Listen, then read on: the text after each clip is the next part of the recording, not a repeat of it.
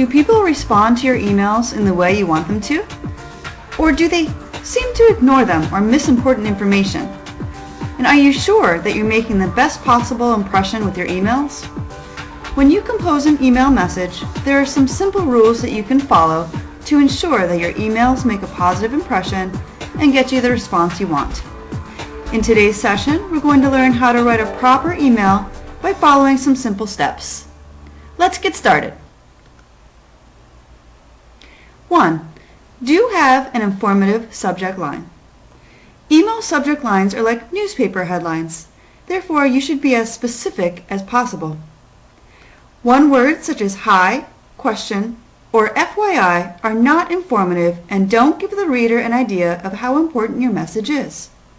If your message is time sensitive, you might want to include a date in your subject line. For example, marketing meeting scheduled for Thursday, December 2nd. A good and informative subject line is about 5 words, but no more than 7. 2. Do include a formal greeting salutation. It's always a good idea to start your email with a salutation. We'll discuss 3 good practices to follow. The first practice is to, when in doubt, address someone more formally to avoid offending them. For example, Dear Professor Smith, or Hello Ms. McMahon, or even Hi Mary. If you don't know the name of the person you are addressing, or if the email addresses a diverse group, try something generic yet polite, such as, To whom it may concern, or Dear members of the selection committee, or Hello everyone. The second good practice is to stay away from using Sir or Mr. unless absolutely certain that your correspondent is a male. And when it comes to addressing females, it is safer to use Ms. rather than Miss or Mrs. In certain settings, such as academia and healthcare, doctor should be used rather than gender-specific salutations. The third good practice is to be careful to regard cultural differences. For example, in the United States, you can usually get away with a first name, but Germans are quite formal. 3. Do write separate emails or separate paragraphs for multiple topics you need to address. Miscommunication can occur if an email is disorganized or just too long and complex for readers to easily follow. Here are 3 easy steps to create clear and organized emails. First, briefly state your purpose for writing the email in the very beginning of your message. Second, use paragraphs to separate thoughts, or consider writing separate emails if you have many unrelated points or questions. After each paragraph, add a line of white space by clicking Enter 2 times to visually separate paragraphs into separate blocks of text. And third, use bullets to note important details so that they are easy to pick out.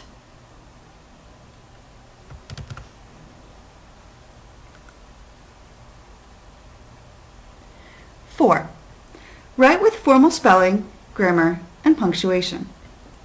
Email communications are a reflection of who you are, and emails with excessive spelling and grammar errors may come across as you being lazy, uncaring about your image, and unprofessional. Here are 3 key tips for maximizing your email writing. First, avoid using text message abbreviations, especially for a professional context. Second, avoid using multiple punctuation marks such as 2 or 3 exclamation points, or a combination of multiple exclamation points and question marks. Lastly, reread messages before you send them to demonstrate that you've put time and thoughtfulness into your email. Always check for proper grammar, spelling, capitalization, and punctuation. 5. Do write with a proper tone. Tone is a difficult thing to explain. It is easy to change your tone when you're speaking. However, when you're writing, it's very hard to do. Your email tone should come across as respectful, friendly, and approachable, not curt or demanding. Here are a few tips to ensure you write with a proper tone. First, you should always avoid language that could be perceived as blaming. Instead of saying, "You didn't post my exam score," think about writing, I'm having trouble locating my exam score. Second, if you're writing to someone you've communicated with before, you might want to begin by saying, I hope you are well.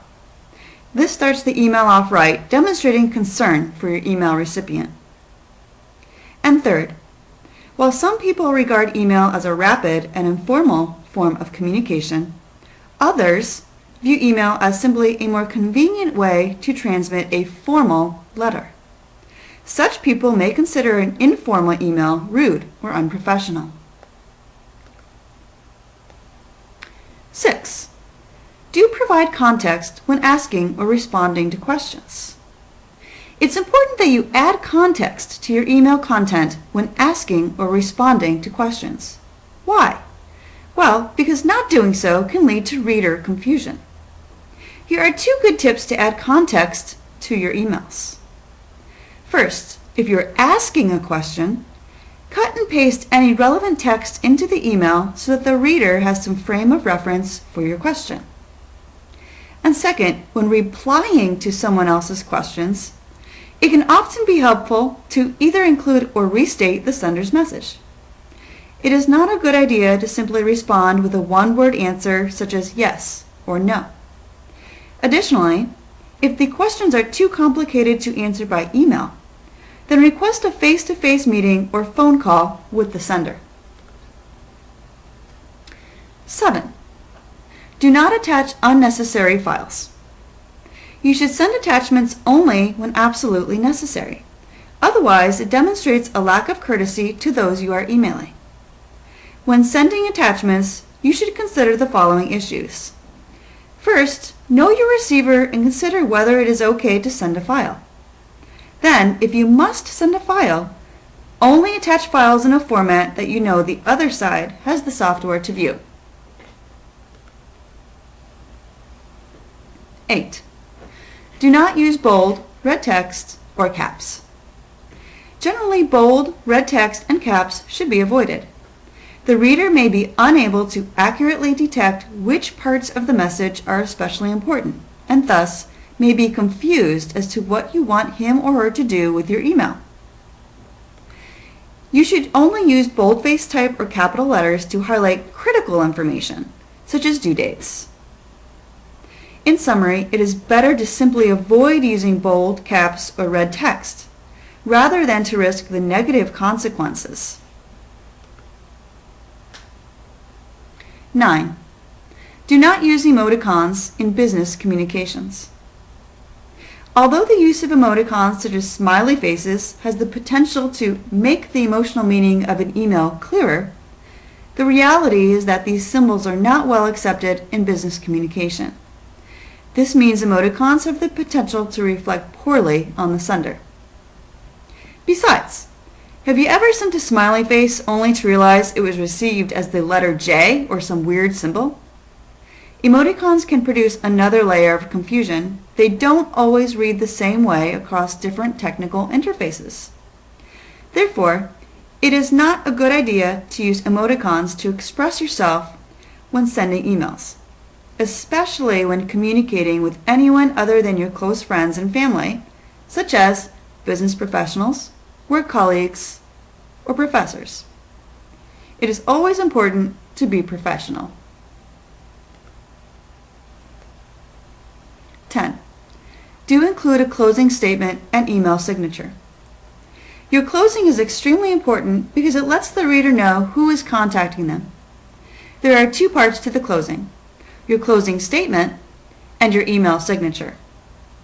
First, let's discuss your closing statement.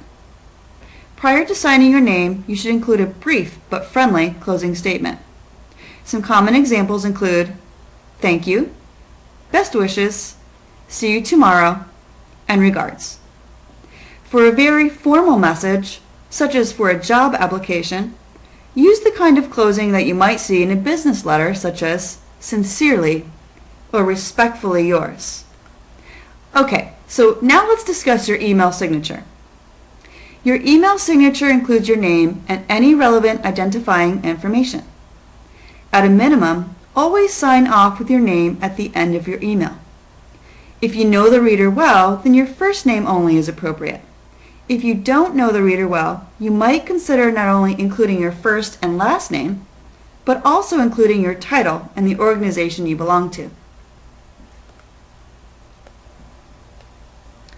11. Do not overuse the high priority and reply all features. There are two features in an email, in particular the high priority and the reply all features, that you should use sparingly and only when necessary. If you overuse the high priority option, it will lose its function when you really need it. Meaning, if you flag many of your emails as high priority, your readers will come to believe that that's just how you write emails, and not all of them are truly priorities. So, before you flag an email as high priority, ask yourself, is this truly urgent, or do I just prefer a quick response?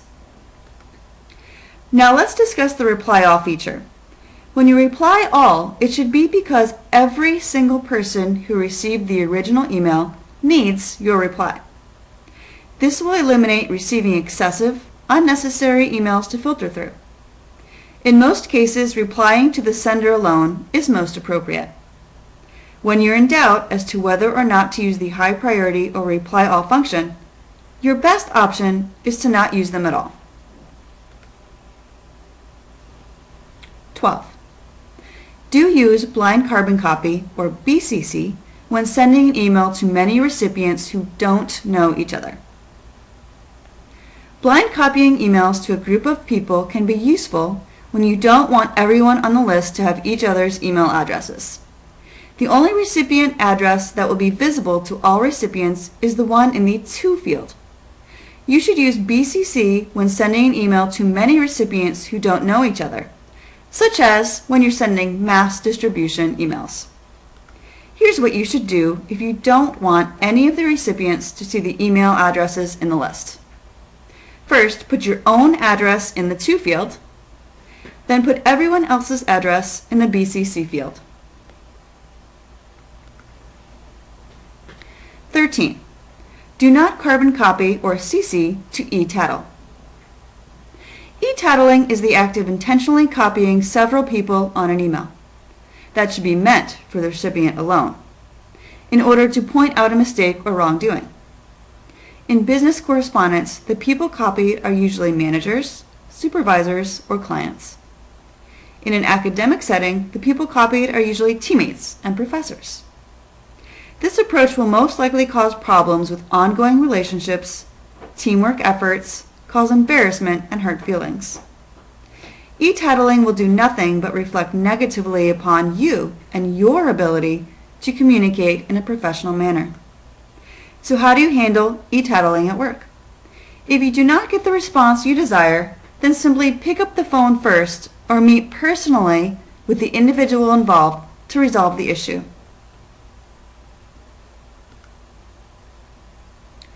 14. Do you have a professional email address? While a cute or risque email address can seem clever among a group of friends, it can send the wrong message to admissions offices, hiring managers, potential colleagues or partners, and other business professionals you meet. When creating a professional email address, keep it simple and straightforward. Use variations of your first, middle, and last name. If you're really attached to your current address and don't want to change it, consider adding a second one for professional use only. And finally, 15. Do not use email for sensitive or confidential matters. You should know that email is never, never, never private. Any email, including those claiming to be private, is often compared to a postcard in that anyone who comes in contact with it can read it. It is important to keep in mind that your message could be forwarded on to other people without your knowledge. A backup copy of your email is always stored on a server where it can be easily retrieved by interested parties, even when you have deleted the message and think it is gone forever. Instead of putting sensitive information into an email, it is better to make contact either by phone or in person regarding your confidential matter.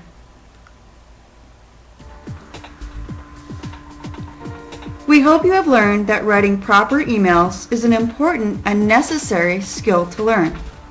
The consequences of writing poorly written emails are always the same. That is, a poorly written email leaves an equally poor impression.